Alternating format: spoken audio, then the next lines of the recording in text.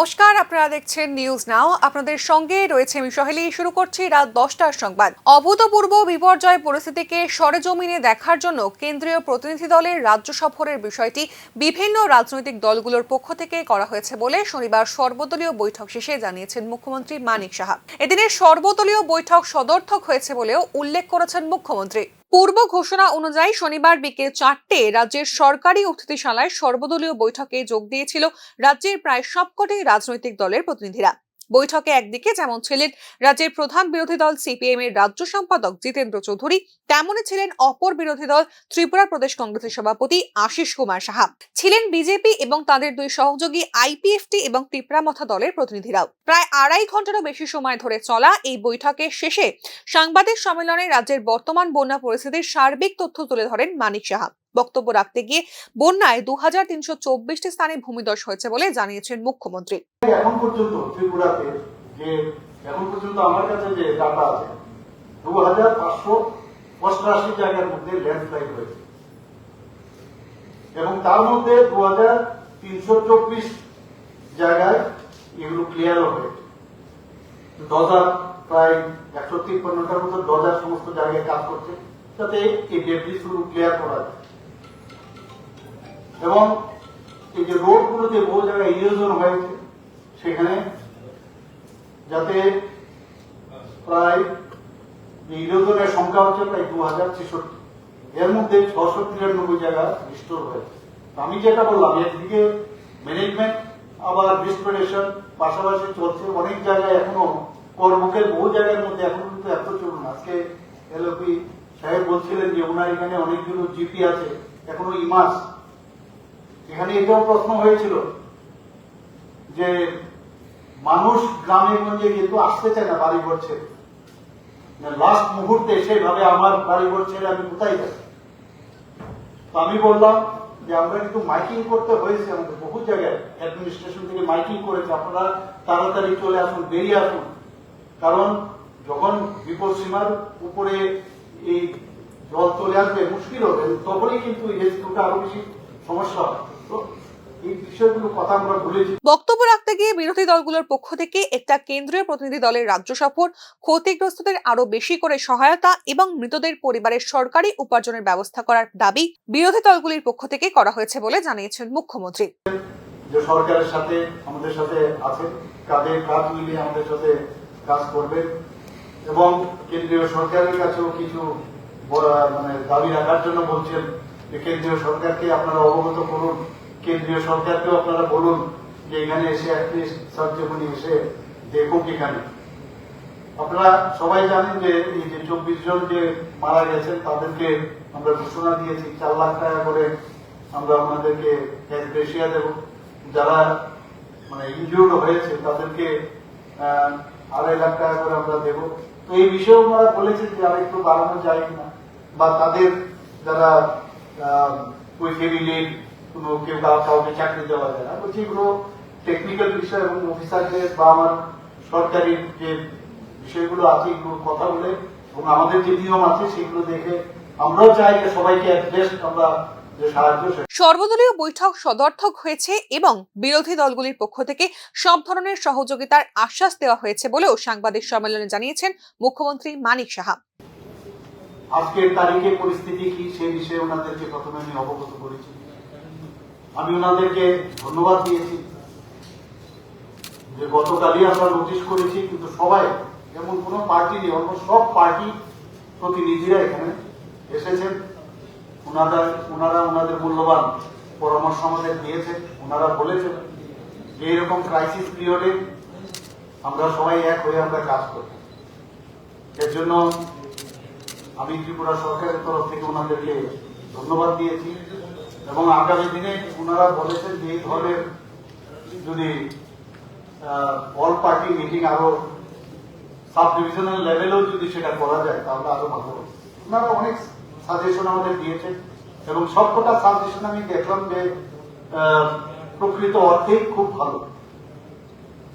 এবং আমি আজকে আমরা অন্য পার্টি করতে পারি, এখানে কিন্তু কোনো রাজনৈতিক কোনো কথাবার্তা আজকে হয়। ওনারা বলেছেন যে এইরকম এই ধরনের যখন ক্রাইসিস হবে আমরা সবাই মিলে এই ক্রাইসিস থেকে কিভাবে আমরা ওভারকাম করবো সেটা হচ্ছে আসল বিষয়। কঠিন পরিস্থিতিতে মুখ্যমন্ত্রীর ডাকা এই সর্বদলীয় বৈঠকে সবকটি বিশেষ করে বিরোধী দলগুলির অংশগ্রহণ এবং পরামর্শ প্রদান আক্ষরিক অর্থে রাজ্য প্রশাসনের কাছে একটি গুরুত্বপূর্ণ বিষয়।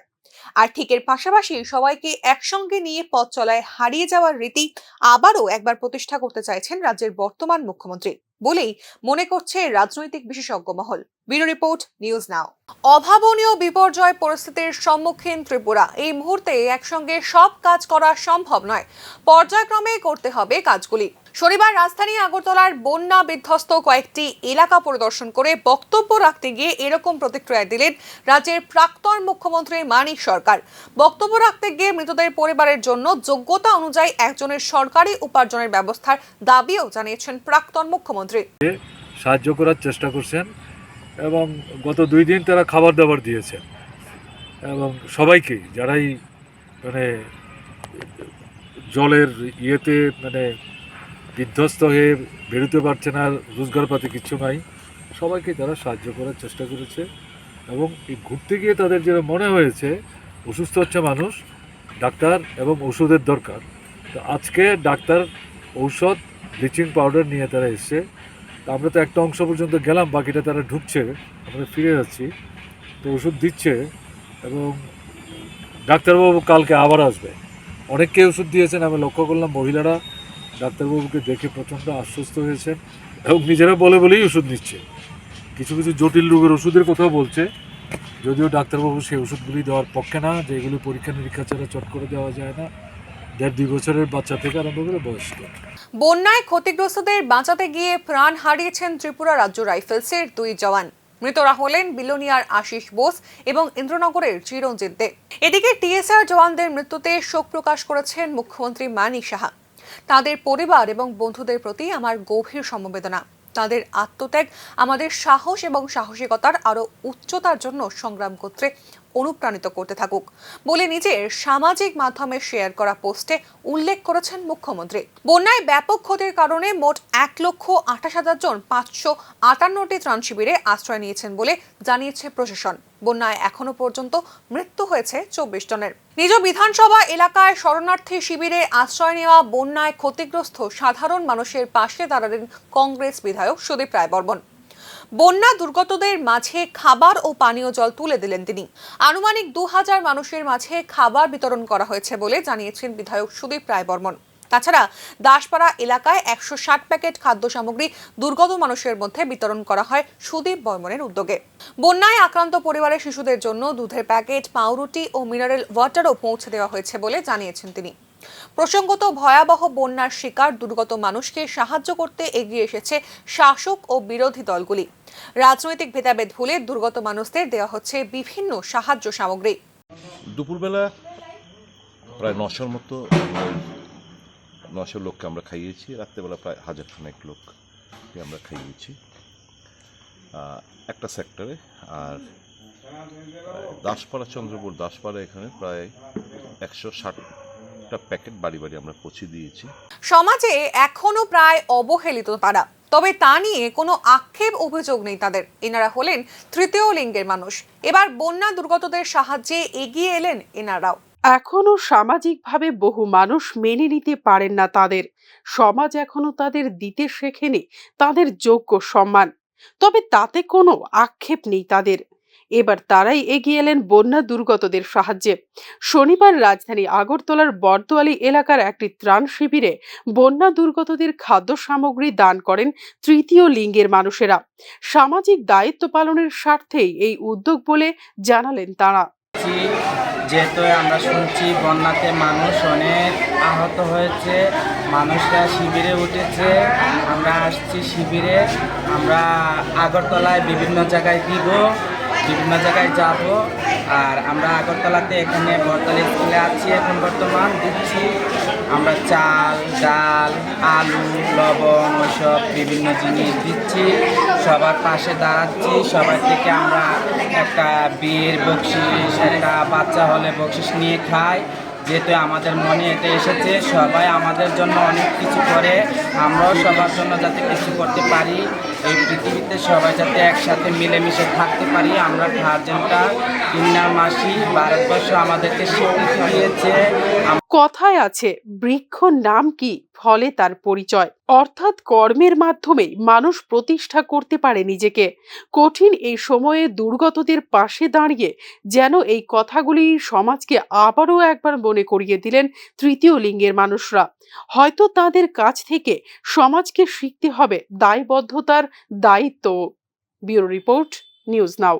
উদয়পুরের শিক্ষক অভিজিৎ দেকে পিটিয়ে হত্যা করার মামলায় অভিযুক্ত 4 জনের পুলিশ রিমান্ড মঞ্জুর করেছে আদালত। শনিবার অভিযুক্তদের জন্য 5 দিনের পুলিশ রিমান্ড মঞ্জুরের আবেদন করা হলে শেষ 3 দিনের পুলিশ রিমান্ডের আদেশ দেয় আদালত। শিক্ষক অভিজিৎ দে হত্যা মামলায় 4 জন অভিযুক্তরা হলেন জয়ন্ত সাহা, শঙ্কর কর্মকার, সুমন মাদ্রাজি, বিশ্বজিৎ সাহা। গত 8ই আগস্ট শিক্ষক অভিজিৎ দেকে তাঁর স্ত্রীর সামনে দফায় দফায় বেধড়ক প্রহার করেন অভিযুক্তরা। শেষে পরদিন হাসপাতালে চিকিৎসাধীন অবস্থায় মৃত্যু হয় শিক্ষক অভিজিৎ দের। আপনারা জানেন যে গত 8 আগস্ট 2024-এ একজন শিক্ষক শ্রী অভিজিৎ দের মৃত্যুকে কেন্দ্র করে 11 তারিখ যে মোকদ্দমা দায়ের করা হয়, সেই মোকদ্দমা আমলে 4 জন অভিযুক্তকে এখন পর্যন্ত ধরা হয়েছে এবং প্রত্যেকের জন্য সেপারেটভাবে পুলিশ রিমান্ড চাওয়া হয়েছে। এর মধ্যে 2 জনের পুলিশ রিমান্ড অ্যালাউ করা হয়,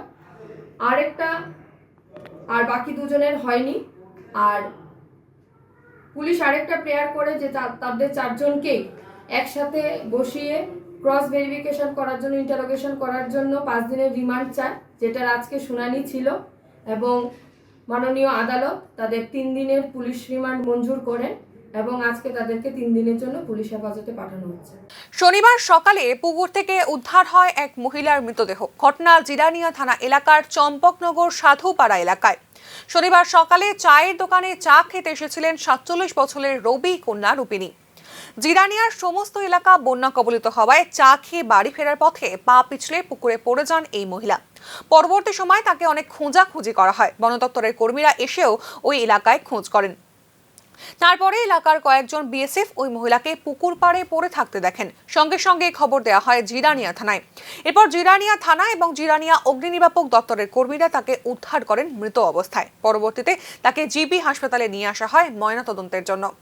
সাধুপাড়া 3 দিন ধরে বিএসএফ সব প্লাট তো উনি মানে দোকানে চা খাইতে আছে, চা খাইয়া যাইটার সময় স্লিপ হয়ে পড়ছে আর কি। আচ্ছা, এরপরে তো আমরা কোনো জানে না, পরে মর্নিং ওয়াক করতে ওই ফরেস্টার দেখিয়া সবাই গ্রামের খবর জানিয়ে দিছে, আমরা সাধুপাড়া গ্রামে। তো জানার পরে আমরা দেখে সবাই গ্রামের মানুষ সবাই দেখছে পরে পিএসএ ফোন করেছে থানার, আমরা চম্পকনগর থানার থেকে ফোন করে বড় বাবু তারা আইসে, আয়া পরে আবার ফোন করছে বড় বাবু তারা। তারপরে ফায়ার সার্ভিস আয়া তাকে তুইরা আমরা চম্পকনগর হসপিটালে লই আনছে, তারপরে এনে পোস্টমর্টম করতে আনছে। কি নাম? রবি কন্যা রূপিনী। বয়স কত? 47, 48। স্বামীর নাম কি? স্বামীর নাম বিপ্লব রূপিনী। আসেনি স্বামী? না, স্বামী মারা গেছে। বাড়ি কোনখানে? সাধুপাড়া থানা আমরা চম্পকনগর। তো কোনখানে পড়ছে? কঠিন সময় যখন বিপন্ন মানুষের জন্য দিনরাত কাজ করে চলেছেন মুখ্যমন্ত্রী মানিক সাহা ও রাজ্য প্রশাসন, তখন তার বিপরীতে রাজধানীর রাধানগর এলাকায় নির্লজ্জ গোষ্ঠীকন্দলে জড়িয়ে পড়লেন স্থানীয় বিজেপির 2 নেত্রী। সূত্রের খবর, বখরা ও এলাকার আধিপত্য নিয়েই এই লোক হাসানো গোষ্ঠীকন্দল। দীর্ঘদিন ধরেই অপরাধ আর দুর্নীতির সাগরে ভাসছে রাধানগর এলাকা। সংগঠিত নেশাচক্রের আঁতুড়ঘর হিসেবে পরিচিত রাধানগর। চুরি, ছিনতাই আর নানান অপরাধের বিভিন্ন ঘটনা স্থানীয় এলাকা থেকে বারবার উঠে এসেছে। স্থানীয় এলাকার পরিবেশ পরিষ্কার পরিচ্ছন্ন করার পরিবর্তে এবার নির্লজ্জ গোষ্ঠীদ্বন্দ্বে জড়িয়ে পড়ে এলাকার পরিবেশকে আরো অশান্ত করে তুললেন স্থানীয় বিজেপির 2 নেত্রী, ওয়ার্ড সেক্রেটারি পায়েল দাস ও 12 নম্বর ওয়ার্ডের কাউন্সিলর শান্তনা সাহা। গতকাল কাউন্সিলর শান্তনা সাহার বিরুদ্ধে মারধরের অভিযোগ করেছিলেন ওয়ার্ড সেক্রেটারি পায়েল দাস। এদিন বেশ কয়েকজন সমর্থককে নিয়ে স্থানীয় আবাসনের সামনে আবারও সরব হন পায়েল দাস। তাকে কাউন্সিলর শান্তনা সাহা মারধর করেছে এই অভিযোগ তুলে দলের শীর্ষ নেতাদের কাছে বিচার দাবি করেন তিনি। তবে স্থানীয় সূত্রের খবর, এলাকায় আধিপত্য ও কামাই বাণিজ্যের ঠিকা কার হাতে থাকবে এই বিবাদ নিয়েই দুই নেত্রীর মধ্যে চলছে চুল টানাটানি। আমার চুল ধরে এখানে প্রচন্ডভাবে মারধর করে, আমার গলার চেন ছিঁড়ে ফেলে, আমার মোবাইলটাকে এনে সবার সামনে যেইভাবে মানে গুরু গুরু করে দিয়েছে সম্পূর্ণ। তারপর কাউন্সিলর শান্তনা সাহা তাকে প্রাণে মেরে ফেলার হুমকি দিয়েছেন বলেও অভিযোগ করেন পায়েল দাস। তবে গোষ্ঠী কোন্দলের নাটক অবশ্য এখানেই শেষ হয়নি। পাল্টা রীতিমতো সাংবাদিক সম্মেলন করে পায়েল দাসের আনা অভিযোগকে মিথ্যা বলে মন্তব্য করেছেন কাউন্সিলর শান্তনা সাহা। তার দাবি, পায়েল দাস ও তার ভাইদের অপরাধের প্রতিবাদ করার কারণেই তার বিরুদ্ধে ষড়যন্ত্র শুরু করেছেন ওয়ার্ড সেক্রেটারি পায়েল দাস। দৌড়িনি, সে বিকেলবেলা যখন আপনাদের নিউজের চ্যানেলে আমি দেখতে পেলাম যে সেই সমস্ত ব্যাপার, আরে কি আমি অবাক হয়ে গেলাম, এই সমস্ত ঘটনা কি। না, আমি কিছুই করিনি ওকে। বিপন্ন মানুষের পাশে না দাঁড়িয়ে দুইজন প্রতিনিধির এই মারমুখী কোন্দল নিয়ে স্থানীয় মানুষের মধ্যে রীতিমতো ছি ছি রব উঠেছে। তাদের সাফ বক্তব্য, ভাত দেবার মুরদ নাই আর কিল মারার গোসাই গোছের এসব নেত্রীকে বিদায় দিলেই উজ্জ্বল হবে দলের ভাবমূর্তি, আর সরকারি সুবিধা পাবে প্রকৃত গরিব অংশের মানুষজন। ঘটনা নিয়ে অবশ্য নীরব প্রদেশ বিজেপি শীর্ষ নেতৃত্ব। ব্যুরো রিপোর্ট, নিউজ নাও। রাজ্যের বন্যা পরিস্থিতির নিয়ন্ত্রণে মেলাঘরে প্রথম থেকেই 15 জনের এনডিআরএফ টিম সক্রিয় ছিল। পরিস্থিতি উন্নয়নের জন্য সোনামুড়াতে আরও 30 জনের একটি এনডিআরএফ টিম সক্রিয় করা হয় শনিবার থেকে। সমগ্র অঞ্চলে এখনো পর্যন্ত মোট 42টি ত্রাণ শিবির রয়েছে। এলাকাতে গত 4 দিন ধরে জল না নামায় পরিস্থিতি এখনো পর্যন্ত স্বাভাবিক নয়। সেক্ষেত্রে এনডিআরএফ টিমগুলো সক্রিয়ভাবে কাজ করবে বলে আশা করা হচ্ছে। বন্যার জল থেকে মা এবং সন্তানকে রক্ষা করতে গিয়ে প্রাণ হারিয়েছেন ইন্দ্রনগরের সাহসী যুবক ইন্দ্রজিৎ দে। তার অকাল প্রয়াত যুবকের শোকাহত পরিবার পরিজনকে সান্ত্বনা দিতে তার বাড়িতে ছুটে যান কংগ্রেস বিধায়ক সুদীপ রায় বর্মন ও প্রদেশ কংগ্রেস সভাপতি আশিস কুমার সাহা। যুবক ইন্দ্রজিৎ দের অকাল মৃত্যুকে দুঃখজনক ঘটনা বলে অভিহিত করেন বিধায়ক সুদীপ রায় বর্মন। এদিন প্রয়াত যুবকের পরিবার পরিজনদের সান্ত্বনা জানাবার পাশাপাশি পরিবারের হাতে সাহায্য স্বরূপ কিছু অর্থরাশি তুলে দেন প্রদেশ কংগ্রেসের নেতারা। সমবেদনা জ্ঞাপন করি। প্রদেশ কংগ্রেস সভাপতি কিছু অর্থনৈতিক সহায়তা করেছেন পরিবারটিকে। ফিরিয়ে দিতে তো পারবো না, তো জাস্ট এই দুঃসময়ে সংকটময় মুহূর্তে তাদের পাশে। সাম্প্রতিক বন্যায় চরিলাম ব্লকের বিশ্রামগঞ্জ আমতলী এডিসি ভিলেজের বড়ু কুবারি এলাকায় ব্যাপক ক্ষতির সম্মুখীন ধান চাষি ও সবজি চাষিরা। রাঙ্গাপানিয়া নদীর পাড় ভেঙে নষ্ট কৃষকের শত শত কানি ধান জমি। ক্ষতিগ্রস্ত কৃষকদের অভিযোগ, নদীর পাড় বেঁধে দেওয়ার জন্য তারা বারবার ব্লক প্রশাসনের কাছে আবেদন করেছেন, কিন্তু কাজের কাজ কিছুই হয়নি। আর্থিক ক্ষতিপূরণের জন্য সরকারের কাছে সাহায্যের আবেদন রাখেন স্থানীয় কৃষকরা। পাশাপাশি অতি দ্রুত নদীর পাড় বেঁধে দেওয়ার জন্য ব্লক প্রশাসনের কাছে দাবি জানান বন্যায় ক্ষতিগ্রস্ত কৃষকরা। আমরা প্রায় 500 কানির মতন ক্ষেত ভালো দেখতে পাইছে, আমরা কি করে বাঁচবো হন। এবার সরকার বান দেওয়া লাগে, আমরা আরো 2-3 বছর আগে কইছি, কিন্তু সরকার কোনো তনবি লগে না। এই জন্য আমরা দুঃখিত, এই যে আমরা ফসল নষ্ট হইল। রাজধানীর মহারাজগঞ্জ বাজারে শনিবার অভিযান করে সদর মহকুমা প্রশাসন ও খাদ্য দপ্তরের আধিকারিকরা। অভিযানে এক ব্যবসায়ীর দোকানে সাময়িককালের জন্য বন্ধ করে দেন প্রশাসনিক আধিকারিকরা। বন্যা পরবর্তী পরিস্থিতিতে বাজারে নিত্য প্রয়োজনীয় জিনিসের মূল্য যাতে বৃদ্ধি না করা হয় তার জন্য গতকালই সতর্কবার্তা দিয়েছিলেন খাদ্যমন্ত্রী সুশান্ত চৌধুরী। মন্ত্রীর বার্তার সঙ্গে সঙ্গতি রেখে এদিন রাজধানীর মহারাজগঞ্জ বাজারে অভিযান করেন সদর মহকুমা প্রশাসন ও খাদ্য দপ্তরের যৌথ টিম। বাজারের বিভিন্ন দোকানে গিয়ে নিত্য প্রয়োজনীয় জিনিসের মূল্য খতিয়ে দেখেন প্রশাসনিক আধিকারিকরা। অভিযানে জিনিস বিক্রির দামে গড়মিলের অভিযোগ প্রমাণিত হওয়ার কারণে রাজু বণিক নামক এক ব্যবসায়ীর দোকান সাময়িককালের জন্য বন্ধ করে দেন আধিকারিকরা। তাছাড়া এক পেঁয়াজ বিক্রেতার দোকানেও দামের ক্ষেত্রে গড়মিলের প্রমাণ মেলায় বিক্রি বাট্টা পরবর্তী নির্দেশ না দেওয়া অবধি স্থগিত রাখা হয়েছে বলে জানান অভিযানে উপস্থিত প্রশাসনিক কর্তারা। বেশি নয়, তারই অঙ্গ হিসেবে আজকে রাজু বণিকের দোকান প্রতি কেজি 1 টাকা ধরে বেশি মূল্য নেওয়াতে ওনার দোকানটা আমরা সাময়িককালের জন্য বন্ধ করে দিয়েছি। কালোবাজারি রুখতে ও নিত্য প্রয়োজনীয় জিনিসের মূল্য স্থিতিশীল রাখতে এই ধরনের অভিযান আগামী দিনেও জারি থাকবে বলে জানিয়েছেন সদর মহকুমা প্রশাসনের কর্মকর্তারা। তবে প্রশাসনিক সক্রিয়তার মধ্যেই কয়েকটি বাজারে জিনিসের মূল্য বেশি নেওয়া হচ্ছে বলে অভিযোগ করেছেন সাধারণ ক্রেতারা। ব্যুরো রিপোর্ট, নিউজ নাও। রিয়াং জনগোষ্ঠীর উন্নয়ন প্যাকেজ এভিও জনজাতি কল্যাণে বিভিন্ন প্রকল্পের বাস্তবায়নে কাজ করে চলছে বিজেপি আইপিএফটি জোট সরকার। প্রধানমন্ত্রী জনজাতি আদিবাসী ন্যায় মহা অভিযানের মধ্যে দিয়ে ত্রিপুরার রিয়াং জনজাতি গোষ্ঠীর কল্যাণে বেশ কিছু কর্মসূচি হাতে নিয়েছে রাজ্য সরকার। রিয়াং সম্প্রদায়কে সরকারি শংসাপত্র এবং বিভিন্ন প্রকল্পের অধিকার ও সুবিধা প্রদানের জন্য জেলা প্রশাসন কর্তৃক কুমারঘাট, গৌরনগর এবং প্যাঁচারথল ব্লকের বিভিন্ন এলাকায় প্রশাসনিক শিবির খোলা হয়।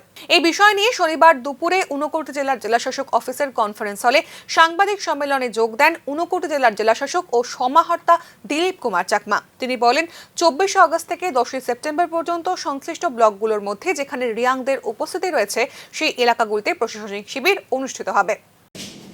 যে আগামী 10 তারিখ সেপ্টেম্বর পর্যন্ত, মানে 23 আগস্ট থেকে সেপ্টেম্বর 10, 2024 এই জেলায়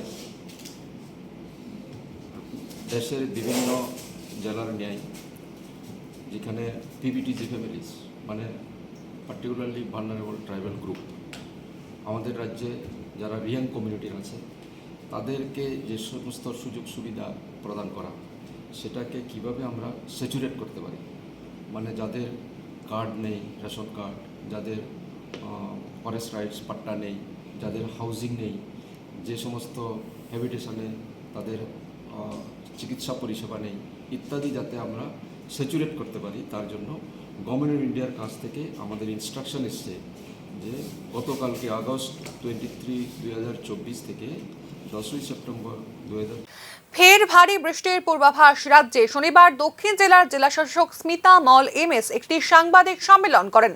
এই সম্মেলনে তিনি জানান সবাইকে সতর্ক থাকতে এবং নিরাপদ স্থানে আশ্রয় গ্রহণ করতে।